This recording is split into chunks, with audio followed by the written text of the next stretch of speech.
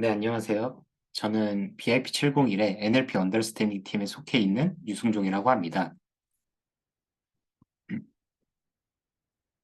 제가 오늘 발표할 주제는 트랜스포머와 바트와 GPT 1, 2, 3를 발표할 예정입니다. 아웃라인은 다음과 같은데요.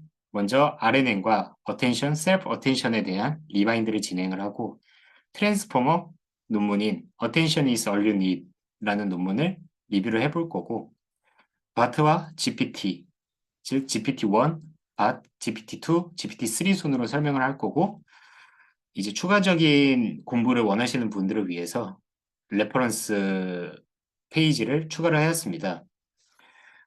먼저 RNN과 어텐션 같은 경우에는 이것만 사용하는 경우는 현재 별로 없다고 판단이 되는데 GPT 시리즈와 바트를 설명할 때 이 개념이 사용되므로 제가 생각하는 핵심 개념만 좀 요약해서 설명할 예정이고 트랜스포머와 바트와 GPT 시리즈 이렇게 5개 논문을 전부 리뷰하게 된 시간적 제한이 있기 때문에 제가 생각한 주요 개념이나 키포인트 등을 위주로 설명을 할 거고 어떻게 이 기술이 발전하게 되었는지 위주로 이제 들어주시면 될 것 같습니다.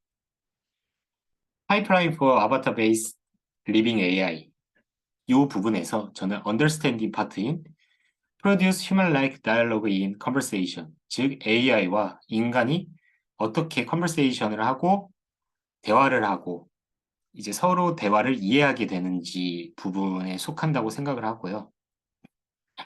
먼저 시퀀스 투 시퀀스에 RNN을 적용한 경우입니다. RNN이 왜 나왔냐면 to solve sequential data with recursion structure 이제 자기 자신으로 돌아오는 그런 구조를 이용해서 시퀀셜 데이터를 해결하고자 하였는데요. 아래 보시는 것과 같이 인코더 부분에서는 I love you 라는 센텐스가 들어오면 이 문장에 대해서 컨텍스트 벡터로 압축을 하고 디코더 같은 경우에는 인코더에서 만든 이 컨텍스트 벡터를 받아서 다시 텍스트로 만들어주는 과정을 진행합니다. 하지만 여기에 한계는 이 컨텍스트 벡터 사이즈가 한 고정돼 있기 때문에 다양한 문장을 이제 한 가지의 고정된 사이즈로 바꾸기에는 한계가 있고요. 그리고 이제 전체 문장을 요약하여서 컨텍스트 벡터 하나를 만들기 때문에 unimportant token, 즉 한국말의 조사와 같은 그런 단어들이 이제 쓸데없는 토큰들까지 고려를 하기 때문에 성능이 저하되는 현상이 벌어집니다. 무엇보다 가장 크리티컬한 거는 RNN은 short-term dependency, 즉 짧은 문장에만 효율적이고 센텐스가 길어지면 앞에 부분이 이제 앞에 부분의 의미가 exploding 되거나 vanishing 되는 문제가 생깁니다. 자기 자신으로 돌아와서 모델의 구조를 한 번씩 훑는 구조이기 때문에 액티베이션 펑션을 시그모이드를 사용했을 때 그레디언트가 베니싱이 되고 왜냐하면 시그모이드 성질상 0과 1로 축소를 계속 진행을 하기 때문에 점점 앞부분의 의미가 사라지는 그런 문제점이 발생을 하고 렐류 같은 경우에는 이제 0보다 크면 그대로 출력을 해냈기 때문에 양수인 경우 첫 번째의 그레디언트가 양수인 경우 문장이 진행되면 진행될수록 계속 곱해지기 때문에 결국엔 그레디언트가 익스플로딩 됩니다. 그래서 다음과 같은 문제를 해결하기 위해서 어텐션 구조를 제안을 했는데요. 어텐션은 이제 다이나믹 컨텍스트 벡터를 이용해서 어텐션 웨이트를 만들어서 이런 문제를 해결하고자 하였고 이 어텐션 웨이트를 어떻게 만드느냐 RNN 구조에서 히든 레이어 부분을 뽑아내가지고 이 부분을 통해서 이제 웨이트를 만든다는 그런 컨셉인데 아래 구조 보시는 것과 같이 아직까지 RNN의 구조를 따라가고 있기 때문에 계산량이 많다는 그런 제한 사항들이 있습니다. 이거를 해결하기 위해서 트랜스포머가 등장을 하였고 Attention is all you need가 2017년에 발표가 되었습니다. 트랜스포머의 컨셉은 to solve sequential data with recursion structure가 아닌 recursion structure에서 self attention으로 바꿔서 이런 문제를 해결하고자 하였고, self attention이 무엇이냐? 여기에 net 구조로 되어 있는 이러한 구조를 self attention이라고 하는데요. 이제 이런 트랜스포머가 나오게 된 백그라운드는 우리가 문장을 얘기할 때 trimed나 omit이나 permit 같은 문장의 변형, 즉 문장이 생략되거나 순서가 바뀌거나 오염되거나 그러한 문제점이 있는 문장들을 실생활이나 텍스트에서 우리가 사용을 하기 때문에 이거를 해결하고자 트랜스포머가 등장을 하였고, 인코더와 디코더를 스택, 이렇게 여러 개를 쌓아서 이러한 문제를 해결하고자 하였습니다. 코어 아이디어는 두 개가 있는데, 첫 번째로는 셀프 어텐션. 인코더 부분을 살펴보시면 입력이 들어와서 셀프 어텐션을 거치고 feed forward neural network. 이제 feed forward neural network 같은 경우에는 우리가 자주 사용하는 FC 레이어라고 생각하시면 편할 것 같고, 셀프 어텐션을 어떻게 거치냐?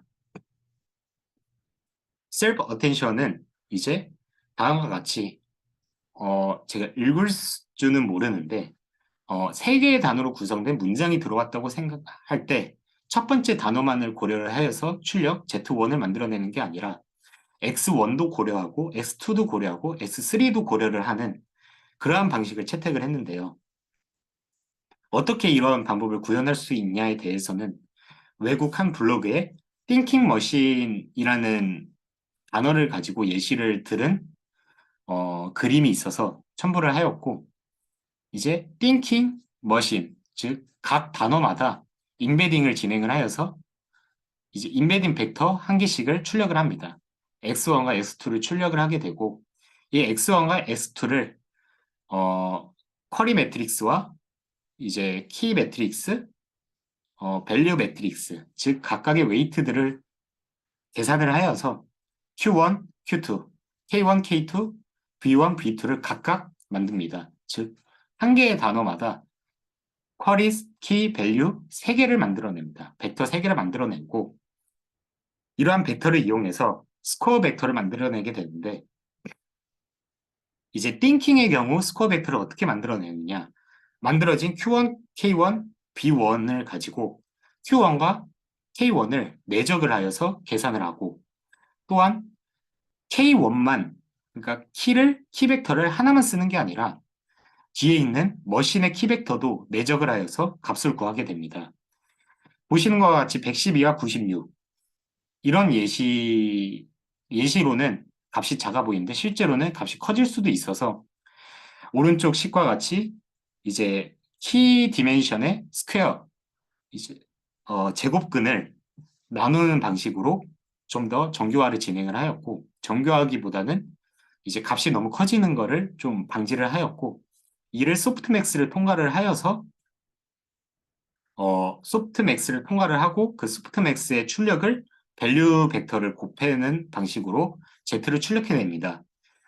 설명은 되게 어려워 보이지만 실제 코드에서는 맨 아래와 같은 한 줄로 표현이 가능하기 때문에 자주 사용하게 되고, 앞서 설명한 이 Z 하나를 만들어내는 방식은 헤드 한 개, 즉 싱글 헤드 어텐션입니다. 트랜스포머는 싱글 헤드 어텐션이 아닌 멀티 헤드 어텐션, 즉 이러한 헤드를 8개를 만들어내서 Z0부터 Z7까지 출력을 뱉어내고, 이거 그 트랜스포머의 구조를 보시면 인코더가 인코더로, 인코더가 인코더로, 디코더가 디코더로 이런 식으로 넘어가기 때문에 출력 벡터와 입력 벡터의 디멘션을 유지하기 위해서 다음과 같이 웨이트 매트리스를 또 곱해서 입력 디멘션과 출력 디멘션을 맞춰주는 작업을 진행하였습니다. 앞서 말한 게 셀프 어텐션이고, 제가 생각하는 두 번째 중요한 부분이 이제 인코더 디코더 어텐션 부분인데, 논문에서 말하기 it creates its queries metrics from the layer below it. 즉 디코더가 어떻게 센텐스를 만들어내냐에 대한 답변을 논문에서 주고 있는데요. 먼저 인코더에서 아까 만들어낸 쿼리 벡터와 키 벡터와 밸류 벡터 중에서 쿼리 벡터를 제외를 하고 키 벡터와 밸류 벡터를 디코더에게 넘겨줍니다. 그럼 디코더는 키와 밸류를 받아서 그걸로 자신만의 쿼리 매트릭스를 만들어냅니다. 어, 키 밸류만 이용하는 게 아니라 더 레이어 빌로우 자기 전 레이어의 출력을 이용을 하여서 쿼리를 만들어내는데요. 그런 구조를 사용을 해서 문장을 만들어내기 때문에 이제 트랜스포머는 다음과 같은 아키텍처를 가지게 됩니다. 이를 실제 이용하기 위해서는 우리가 전부 다 트랜스포머를 트레이닝하고 모델을 구현하는 게 아니라 허깅 페이스트 홈페이지에 들어가시면 다음 링크에 들어가시면 다음과 같이 트랜스포머 관련된 모델들을 우리가 손쉽게 라이브러리를 가져와서 사용할 수 있고 보시면 GPT-2도 있는 것을 확인할 수 있습니다. 우리가 왜 트랜스포머를 배워야 하냐면 지금 현재 되게 소타를 찍고 있는 모델들이나 앞으로 설명할 바트나 GPT-1, GPT-2, GPT-3 모두 다 트랜스포머에서 파생이 되었기 때문에 트랜스포머를 설명을 하였고요. 트랜스포머의 인코더 부분을 바트가 차용을 하였고 트랜스포머의 디코더 부분을 GPT 시리즈가 사용하였다고 생각하시면 됩니다. 어, 발행 연도에 따르면 GPT-1이 먼저 나왔고 GPT-1 다음에 바트와 그 무렵 GPT-2가 나왔으므로 GPT-1을 먼저 설명하고 바트를 설명하고 GPT-2를 설명하는 방식으로 진행하겠습니다. 먼저 GPT-1입니다. GPT-1은 이제 논문 제목이 Improving Language Understanding by Generative Pre-Training 2018년에 나왔고요. GPT-1의 컨셉은 이제 solve what supervised learning need to be done using a unsupervised pre-training model. unsupervised 데이터로 기학습된 모델을 가지고 슈퍼바이즈드 태스크를 수행하고자 하였고 어떻게 이렇게 할 수 있냐면 먼저 셀프 어텐션 블럭을 8개에서 12개로 증가시켰습니다. 그리고 두 가지 스테이지를 뒀는데 첫 번째 스테이지에는 이제 large corpus of text unsupervised 데이터라고 생각하시면 되는데요. unsupervised learning을 사용하여서 첫 번째 스테이지에서 학습을 하고 followed by fine tuning 스테이지 두 번째 스테이지에서는 라벨드 데이터를 처리할 수 있도록 진행을 하였습니다. GPT-1 같은 경우는 우리가 사용을 할 때 프리트레인된 랭귀지 모델이 그냥 처리할 수 있게만 인풋의 구조만 바꿔주면 가능한데 이게 어떻게 구현이 가능하냐? 스페셜 토큰을 사용해서 다음과 같은 스페셜 토큰을 사용했기 때문에 다음과 같은 방법이 가능한데요. 논문에서 따르면 we can directly fine-tuning our model. 그러니까 따로 우리가 파인튜닝 모델을 레이어를 바꿀 필요가 없이 인풋으로 들어오는 데이터의 구조만 바꿔서 사용하면 되고 기존에는 태스크 스페시픽 아키텍처 즉 태스크에 따라서 파인튜닝 레이어를 바꿔주는 그러한 작업이 너무 익스펜시브하고 낭비다 생각을 하여서 이러한 이러한 비용을 줄이기 위해서 이런 쓸데없는 비용을 줄이기 위해서 GPT-1은 다음과 같은 구조를 채택했다고 하고요. 어떻게 이게 가능하냐 하면 이제 어느 라벨들과 라벨드 그러니까 레이블이 된 데이터와 레이블이 되지 않은 라벨링이 되지 않는 그런 데이터의 개수 차이를 집중하시면 되는데요. 세상에는 우리가 정답이 있는 데이터셋보다 정답이 없는 데이터셋이 정말 많습니다. 자연어 같은 부분에 있어서는 우리가 크롤링을 하면 이제 unlabeled 데이터셋은 모을 수 있지만 이를 라벨드 데이터로 바꾸려면 우리가 따로 전처리를 해주거나 사람 수작업을 해줘야 하기 때문에 unlabeled 데이터셋, 이런 엄청난 데이터셋을 가지고 학습을 시킨 다음에 단순히 파인 튜닝 스테이지에서 라벨드된 데이터를 학습시키는 방법을 채택하였습니다.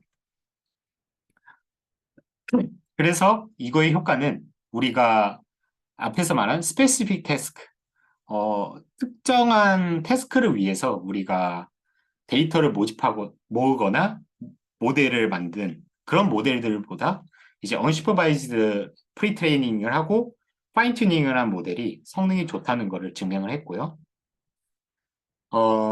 하지만 GPT-1이 완벽한 건 아니었습니다. GPT-1은 우리가 앞서 설명한 디코더 구조를 아직 채택하고 있기 때문에 left to right context, 즉 전체를 보는 게 아니라 왼쪽에서 오른쪽으로 넘어가는 I love you를 예시로 들어보면 처음에는 SOS 토큰을 받습니다.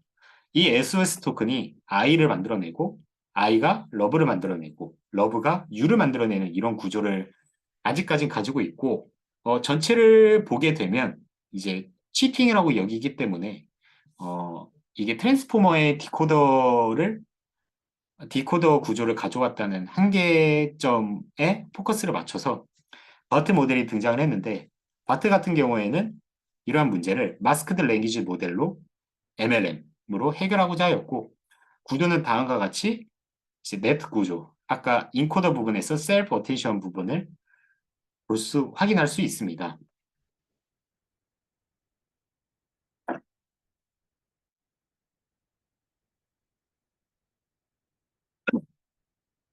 바트의 키 포인트는 두 가지라고 생각을 하는데요. 첫 번째는 MLM입니다. MLM은 이제 마스크, 그러니까 문장에 몇 개를 마스크를 취해서 학습을 하는 형식인데, 우리가 마스크를 너무 많이 하다 보면 오히려 성능이 저하가 될 수 있으므로 논문에서는 어떻게 주장을 하냐면, 어, 100%, 이렇게 100%로 하는 것보다는 위에 80%, 10%, 10%가 성능이 더 좋게 나오는 걸 확인할 수 있고, 그래서 어떤 방식을 최종적으로 선택을 했냐면 이제 만 개의 단어가 있다고 가정을 했을 때 우리가 만 개를 이제 프레딕트를 해야 한다고 가정을 할 때 15개 15% 워드만 이제 마스크의 대상으로 지정을 했다고 합니다. 앞서 설명한 만 개의 예시로 들어보면 만 개 중에 1,500개만 마스크의 대상으로 집고 이 1,500개를 전부 다 마스크 처리를 하는 게 아니라 이 중에 80%, 즉 1,200개는 이제 다음과 같이 마스크 처리를 하였고 10%는 same은 그냥 원본 문장을 그대로 사용하는 그래서 150개는 원본 문장을 그대로 사용하고 이제 즉 랜덤으로 어, 랜덤한 단어를 끼워 넣어서 학습을 좀 더 어렵게 하는 방식을 채택했다고 합니다. 어, 바트는 이제 MLM뿐만 아니라 NSP도 주장을 했는데 NSP란 이제 Next Sentence Prediction 모델 랭귀지 모델이 이제 타깃으로 하는 태스크인데 이거를 어떻게 해결을 하고자 하였냐면 바트 구조에서 답을 찾을 수 있는데 앞서 설명한 MLM 태스크에 대해서는 이 뒤에 부분의 출력을 이용해서 MLM을 진행을 하고 앞서 앞에 있는 이 클래스 CLS 토큰을 이용해서 Next Sentence Prediction을 진행을 하였는데요. CLS 토큰 Active Like Extract 토큰 in Transformer. 트랜스포머에서 Extract 토큰이 있었던 걸 저희가 확인할 수 있습니다. 이 Extract 토큰의 역할을 이 CLS 토큰이 한다고 보면 되는데요. 두 개의 차이점은 이제 트랜스포머 Extract 토큰 같은 경우에는 문장의 맨 뒤에 붙여준 거에 반면에 CLS는 이제 센텐스 맨 앞에 붙입니다. 그래서 다음과 같이 두 개의 문장을 붙일 때 이 두 개의 문장이 첫 번째 문장의 다음 문장이라고 판단이 될 경우 라벨을 is next로 출력을 하고 서로 상관관계가 없거나 다음 문장이 아닌 것 같으면 not next라는 라벨로 학습을 하게 됩니다. 어, vs GPT. 이것이 GPT-1을 먼저 설명한 이유기도 한데요.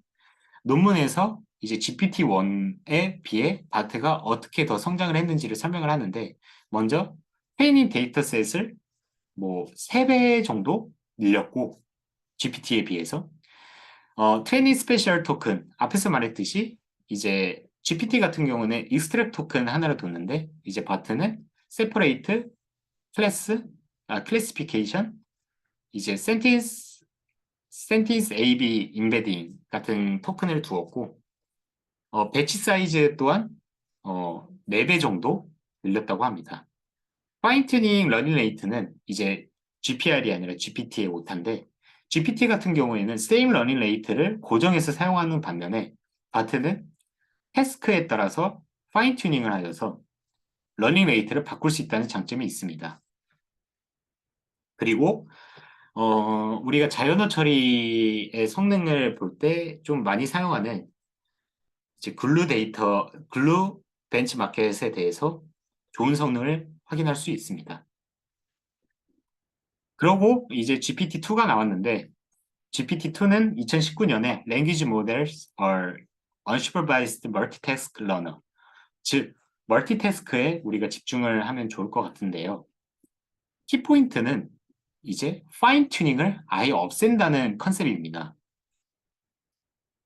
아래 그림과 같이 GPT-1 같은 경우에는 NLP 태스크 1, 각각의 다른 태스크에 대해서 그에 맞는 파인 튜닝을 저희가 진행을 했어야 하는데, GPT-2 같은 경우에는 그냥 제로샷으로 그냥 현재 있는 거를 그대로 갖다 쓰는 거를 좀 실험적으로 하였는데요. 이거에 모티베이션이 된 논문이 있다고 합니다. 아래와 같은 논문인데, Multitask Learning as Question Answering, 즉 NLP의 태스크는 퀘스천과 앤서링 형태로 나타낼 수 있다는 논문이고, 아래 링크에 들어가시면 확인하실 수 있습니다. 다양한 NLP 태스크들이 Q&A수로, 모든 NLP 태스크들이 Q&A수로 나타낼 수 있는 것처럼 GPT 트랜스포머 또한 이제 한 가지 모델로 여러 가지 태스크를 할 수 있지 않냐라는 주제고, 그래서 주제 그 제목에도 멀티태스크가 들어간 걸 확인할 수 있습니다. 그러면 GPT-2는 어떻게 멀티태스크를 파인 튜닝 없이 할 수 있었냐라고 하면, 첫 번째로 스페셜 토큰을 추가를 하였습니다. GPT-1에서는 인풋이 있으면 그냥 인풋을 이용해서 아웃풋을 내뱉는 반면에, GPT-2는 인풋과 함께 어떤 태스크를 우리가 진행을 할지를 같이 봤습니다. 아래 예시와 같이 앞에 영어 문장이 있고 in French, 즉 프랑스어로 번역을 해달라는 태스크를 같이 주어집니다. 이런 방식으로 학습을 하였고, 두 번째는 이제 데이터셋을 좀 더 퀄리티 있는 데이터셋을 모았다고 하는데요. 레딧이라는 소셜 미디어를 이제 소셜 미디어를 활용했다고 하고, 여기에 적혀 있는 칼마 같은 경우에는 좋아요라고 생각을 하면 좋아요가 3개 이상인 글만 크롤링을 하였고, 링크가 이제 subscribe, 이제 리트윗 같은 게 많이 된 이제 그런 글들을 선별하여서 크롤링을 했다고 합니다. 이뿐만 아니라 GPT-1에 비해서 뭐 더 많은 데이터, 그리고 파라미터도 늘리고, 레이어도 늘리고, 디멘션도 늘리고, 배치 사이즈도 늘렸다고 합니다. 이렇기 때문에 파인 튜닝 없이 멀티태스크를 진행할 수 있었고, 이제 리딩 컴프리hension, 이제 글을 이해하는 태스크에 관해서 바트 같은 경우에는 89%의 F1 스코어를 89%의 F1 스코어를 보여준 반면에, GPT-2는 F1 스코어가 55가 나왔습니다. 수치로만 봤을 때는 89%가 더 좋아 보이는데, 여기서 잊지 말아야 할 거는 바트는 파인 튜닝을 진행을 하였고, GPT-2는 파인 튜닝 없이 그대로 사용했을 때 55%가 나왔다는 그러한 발전 가능성을 열어준 논문입니다. 이에 이어서 GPT-3가 2020년에 나왔는데 Language Model are Few-Shot Learner. 앞에서는 제로샷으로 이제 멀티태스크를 수행했다고 요약을 해볼 수 있다면 GPT-3는 이제 키포인트는 Few-Shot Learning입니다. 그리고 추가적으로 GPT-2와 모델이나 그런 구조는 동일하게 가져갔다고 하였고요. 어, 그 아래의 태스크와 같이 우리가 사칙 연산 그리고 번역 그리고 오탈자 등의 태스크에 이용할 수 있고 그래서 퓨전 러닝이 무엇이냐라고 한다면 다음 같은 예시로 설명이 쉽게 될 수 있는데요. 제로샷 러닝 같은 경우에는 아무런 그런 데이터를 주지도 않고 학습을 시키지 않고 잉글리시를 프렌치로 트랜스레이트 해줘. 치즈를 프렌치로 얘기해봐. 이런 식으로 그냥 바로 다이렉트로 물어보는 것이 제로샷이고 원샷 같은 경우에는 프렌치로 번역을 해줘. 이제 C 어터 같은 경우에는 다음과 같은 걸로 번역이 되니까 치즈를 한번 번역해봐 라는 게 원샷이고 퓨샷 같은 경우에는 이제 예시 몇 개를 더 주어진 다음에 치즈를 번역해봐 라고 하는 방법입니다. 그래서 이제 GPT-3가 아닌 이제 트레디셔널한 파인튜닝 방법을 비교를 했을 때 엄청난 혁신을 가져왔다고 볼 수 있고요. 이 퓨샷 러닝 같은 경우를 이제 유튜브 알고리즘을 통해서 제가 예시 하나를 가져왔는데 이 예시가 굉장히 퓨샷 러닝을 잘 사용한 예시지 않을까라고 생각을 하였고 이 1분짜리 영상을 요약을 하자면 다음과 같습니다.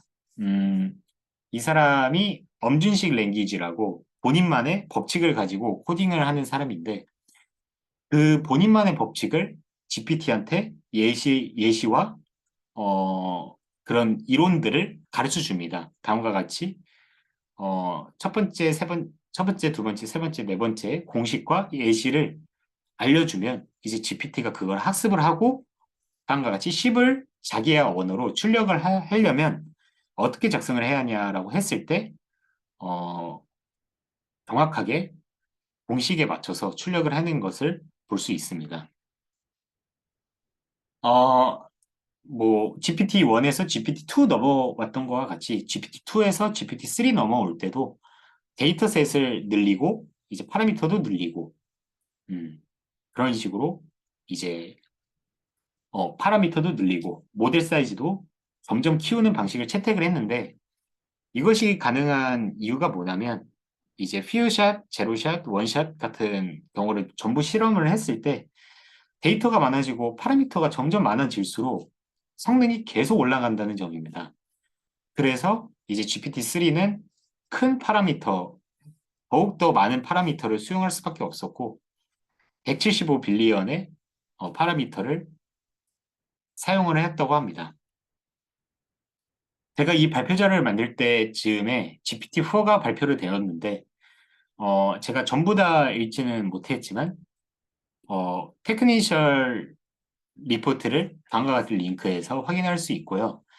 제가 생각한 GPT-4의 가장 혁신적인 부분은 첫 번째는 멀티모델입니다. 시연 영상에서 다음과 같이 이제 핸드라이팅으로 그냥 이러한 웹사이트를 만들어줘 라고 인식을 시켰더니 GPT에서 실제로 웹사이트를 만드는 걸 확인할 수 있고요. 두 번째로는 그 풍선의 사진을 보여주고 what would be happen if I cutting the string 아 그러니까 the string or cut 되면 즉 줄이 잘리면 어떤 일이 벌어질 것 같냐라는 질문에 사진을 보고 GPT가 풍선이 날아갈 것 같습니다라고 말한 것이 되게 혁신적인 멀티모달을 잘 사용했다는 예시이고요. 오른쪽 예시와 같은 경우에는 제가 생각하는 두 번째 혁신은 이제 창의성입니다. GPT-4 같은 경우에는 창의성이 이제 어떻게 보면 인간을 뛰어넘을 수 있다는 가능성을 보여줬는데요. 신데렐라의 줄거리를 A부터 Z까지 반복 없이 줄거리를 요약을 해달라고 했을 때 다음과 같이 A, B, C, D, E, F, Y, Z까지 이런 식으로 줄거리를 요약을 했다는 거를 시연 영상에서 확인할 수 있었습니다. 추가적인 공부가 필요하신 분들은 제가 참고한 이제 링크를 첨부를 하였고, 네, 이쪽 링크를 가셔서 좀 더 자세한 정보를 확인하시면 될 것 같습니다. 이상입니다. 감사합니다.